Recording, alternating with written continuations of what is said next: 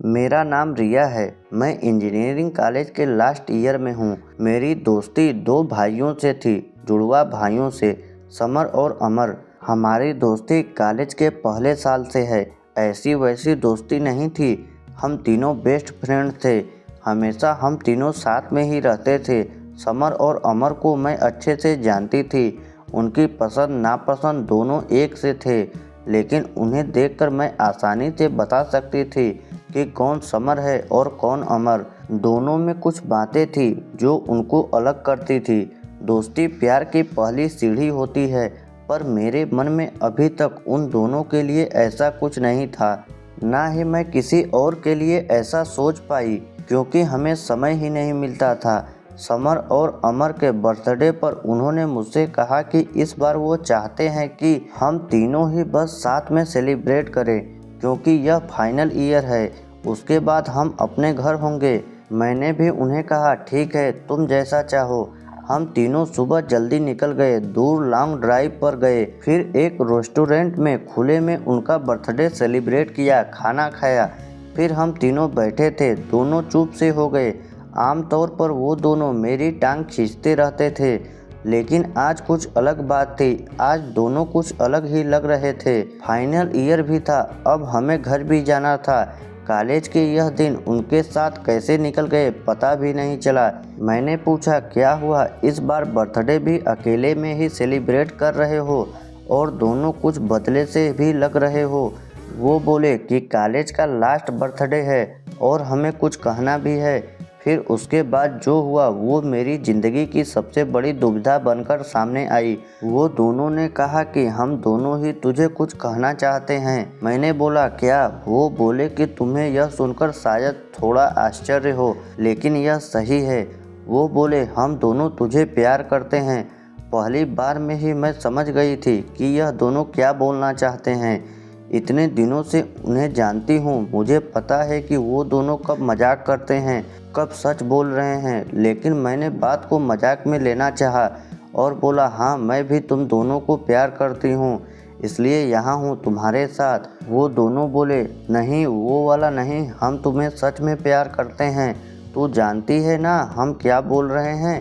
एक लड़की के लिए यह बहुत ही स्पेशल पल होता है, लेकिन मेरे लिए यह बड़ा सवाल बनकर सामने आया। मैंने उन्हें बोला, तुम दोनों पागल हो गए हो क्या? तुम दोनों प्यार करते हो, मतलब मैं तुम दोनों की गर्लफ्रेंड बनूं और फिर दोनों से शादी करूं? दिमाग तो ठीक है तुम्हारा? वो बोले, हम तुझे प्यार करते हैं, कॉलेज के पहले साल से हम साथ हैं। हम तीनों एक दूसरे को छोड़कर कहीं गए नहीं। जैसी फीलिंग हमें हुई है शायद तुम्हें भी होगी। तू हम दोनों में से किसी भी को चुनेगी, दूसरा बुरा नहीं मानेगा। यह बात हम दोनों में पहले ही हो चुकी है, फैसला तेरा है। हमने अपने दिल की बात बताकर अपना मन हल्का कर लिया। कई दिनों से भारी भारी लग रहा था।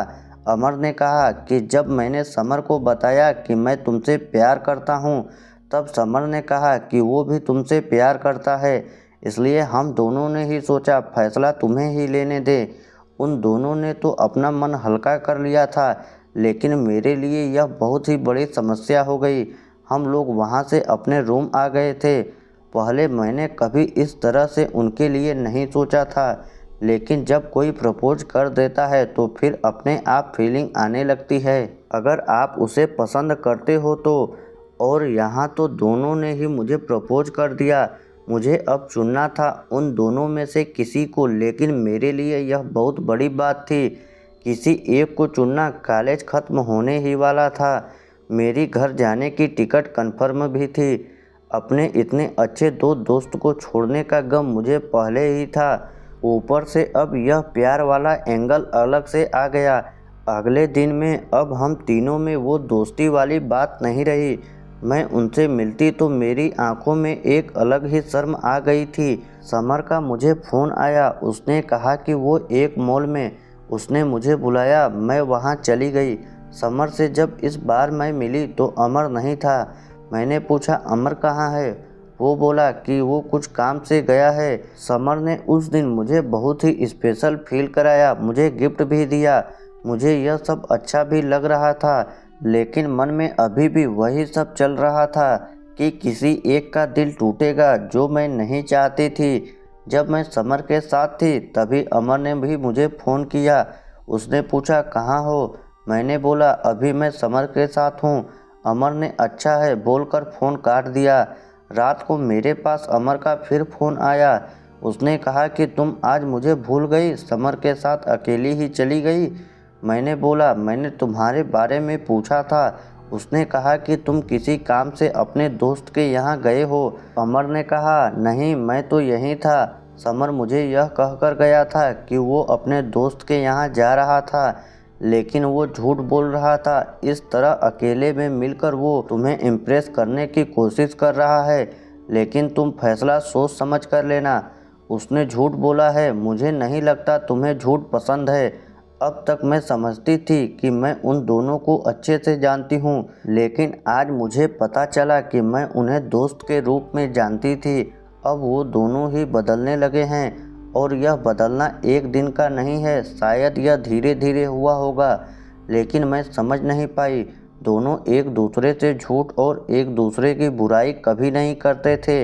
यह एक बार था जब ऐसा हुआ। मुझे समझ आ गया था कि मेरी वजह से इन दोनों भाइयों में दूरियां बढ़ रही है, जो कि मैं बिल्कुल भी नहीं चाहती थी। इतने दिनों की दोस्ती के बाद उनका इस तरह से ख़त्म होना मैं बिल्कुल नहीं चाहती थी। मैंने सोच लिया था कि मुझे क्या करना है। मेरी टिकट 20 तारीख की थी। मैंने उन्हें एक दिन पहले फ़ोन करके बुलाया, कहा कि मुझे तुम दोनों से कुछ बात करनी है। उन्हें लग रहा था कि शायद मैंने उन्हें अपना फैसला सुनाने बुलाया है। दोनों अच्छी तरह से उस बात के लिए तैयार होकर आए थे। मैंने उन्हें कहा कि मुझे माफ़ कर दो, लेकिन मैंने तुम लोगों से एक बात छिपाई। वो बोले क्या? मैंने कहा कि तुम दोनों को पता है ना कि मैं घर जा रही हूँ, लेकिन यह नहीं पता है कि मैं क्यों जा रही हूँ। उन्होंने कहा कॉलेज ख़त्म होने पर सभी को जाना है। मैंने बोला हाँ, लेकिन मेरी एक वजह और है। मैं घर मेरी सगाई के लिए जा रही हूँ। वो बोले क्या तुम झूठ बोल रही हो? इतनी जल्दी? अभी फाइनल एग्ज़ाम हुई है तो तुम्हारी सगाई? मैंने कहा शादी नहीं होगी, अभी सिर्फ सगाई है। वो बोले कि तुमने हमें इस बारे में बताया नहीं। मैंने कहा मैं तुम्हें सरप्राइज़ देना चाहती थी, लेकिन उसके पहले ही तुम दोनों ने वो बात कह दी। मैंने ऐसे सोचा भी नहीं था कि ऐसा कुछ हम तीनों के बीच में होगा, इसलिए मैं बेफिक्र थी। लेकिन अब मुझे बुरा लग रहा है। हम तीनों अच्छे दोस्त हैं और मैंने तुम दोनों को उसी तरह से देखा है। प्यार कैसे हम तीनों के बीच में आ गया। वो दोनों कुछ मिनटों तक मेरी बात सुनते रहे, फिर गुस्सा होकर कहा कि तुम झूठ बोल रही हो, तुम हमसे इतनी बड़ी बात छिपा नहीं सकती। मैंने कहा तुम दोनों ने भी तो मुझसे छिपाया था। वो दोनों चुप हो गए। मैंने फिर उन्हें समझाया कि यहाँ हम तीनों के साथ थे, एक दूसरे की शक्ल हमेशा देखते ही रहते थे, इसलिए हमें कोई और दिखाई नहीं दिया। लेकिन तुम दोनों बहुत अच्छे हो, कोई भी तुम्हें प्यार करना चाहेगा। मुझे पता था उस समय उन्हें समझाना मुश्किल होगा। उन्होंने थोड़ी देर मेरी बात सुनी और फिर वहाँ से चले गए। मेरे दो इतने अच्छे दोस्तों को मुझे खोना पड़ा। मैं चाहती कि हमारी दोस्ती हमेशा रहे, लेकिन अब ऐसा नहीं हो सकेगा। मैं भारी मन से अगले दिन अपने घर के लिए निकली। वो दोनों ही मुझे छोड़ने नहीं आए। मैं चाहती भी नहीं थी कि ऐसा हो। मैं चाहती थी कि वो मुझे भला बुरा बोले और भूल जाए, क्योंकि अब मैं उनके दोस्त बनकर भी नहीं रह सकती थी, क्योंकि एक बार फीलिंग आ जाए तो फिर नहीं जाती। मैं अपने घर आ गई। मैंने उनका नंबर ब्लॉक कर दिया।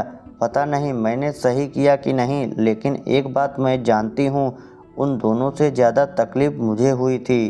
तो दोस्तों, यह कहानी आपको कैसी लगी कमेंट करके ज़रूर बताइएगा। ऐसे ही इमोशनल और हार्ट टचिंग लव स्टोरी कहानियाँ सुनने के लिए हमारे चैनल को सब्सक्राइब ज़रूर कीजिएगा।